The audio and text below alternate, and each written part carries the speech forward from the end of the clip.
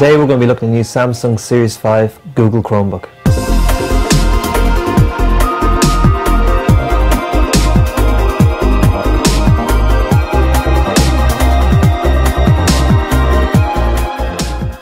So here we have it, the Chromebook from Samsung Series 5. It's one of two Chromebooks being launched in the Irish market today, the other model being the Acer C7. Basically, we're a little bit behind the rest of the world in receiving this because basically Ireland is such a small market. The interesting thing about this device, I saw this first model of computer, I suppose the Chromebook from Google, at CES about 2 years ago. And at the time I was a bit perturbed because basically this is a notebook that doesn't have your typical operating system in it. It actually has an operating system that's pretty much based around the Chrome browser. So my first impressions when I saw it a few years ago was a bit like being asked to cycle a bike without actually any handlebars. So it was a bit disconcerting and I wasn't really sure what to think of it, but I've spent a few days with it now and I think I have to say I'm quite impressed, and I kind of like where Google are going with this vision of theirs. First of all, where they're going with this is they've stripped out a lot of the typical bells and whistles that come with computing. Most people, believe it or not, just want to get on a computer and go on the internet. Really, they don't really care a lot about software on a computer unless they need it for their work. So realizing this, I think Google decided to strip it down. The machine itself has two USB ports, HDMI port. This is where the power goes in, and it actually has an SD card reader at the side and a headphone jack. Other than that, there are no other ports. Just open her up. What they've done is they've worked very closely with the hardware manufacturers to actually come up with something that complements the software very well. So in a lot of ways, it's not just putting an operating system on a machine. It's baking the operating system into the hardware, I think, and I think they've succeeded quite well. The whole premise of this is to basically unite all your Google experiences onto a notebook.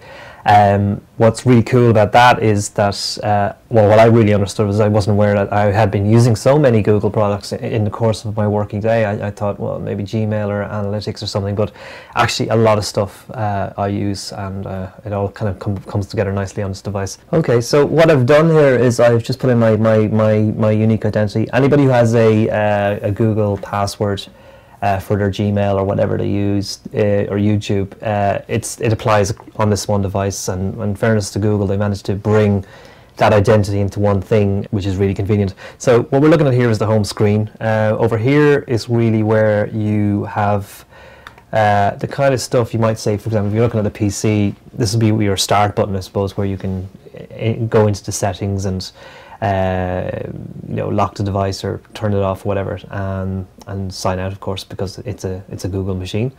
Over here, though, this is where a lot of your apps are stored. So, for example, you have the Chrome browser, your Gmail, Google Search, Google Drive, YouTube, and interestingly here, this is where all other apps that you find, if you weren't already using, you might start using.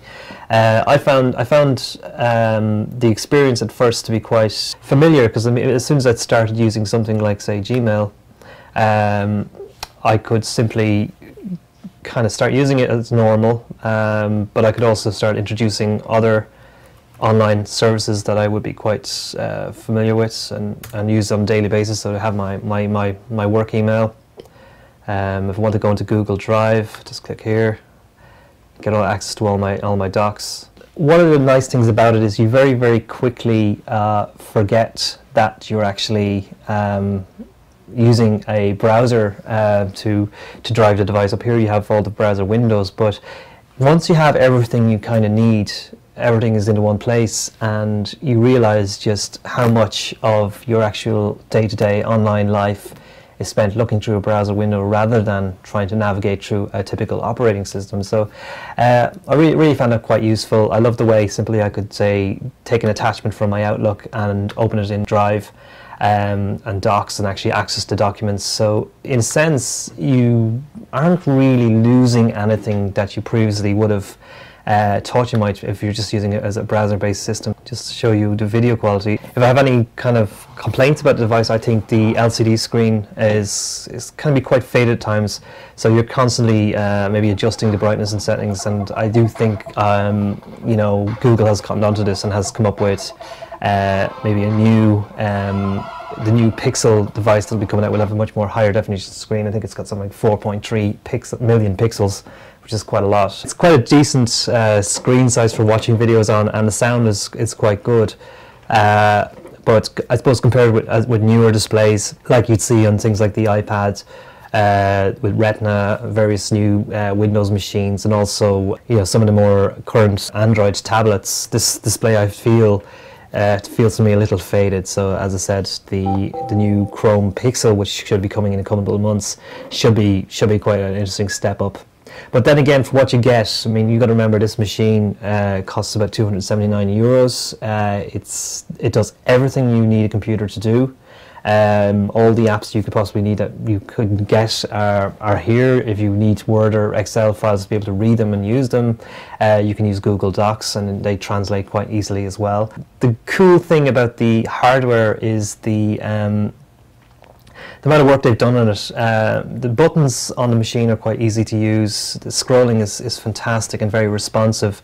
In fact, it's so familiar and relaxing. It's like putting on an old pair of boots. You really find that the hardware, the work they've done with the hardware is good, and they've really figured out that people just want a familiar, easy to use experience on their devices. So again, you can see all the core things you need: your volume, your power button, your brightness settings, windows or the pages. You can basically refresh, move forward and back between scrolling pages, and again, lovely ergonomic design. The screen itself is about 12.1 inches. It comes with a built-in camera, so it's ideal for doing things like Hangouts and anything else you want to do. So that's the Samsung Chromebook. It'll be available today for €279 for the Wi-Fi version, €379 for the 3G version. And it'll be available from both Dixons and Amazon online. The Acer C7 Chromebook, which will also be available today, will cost you €249 from Dixons and Amazon online. And there you have it, the Google Chromebook.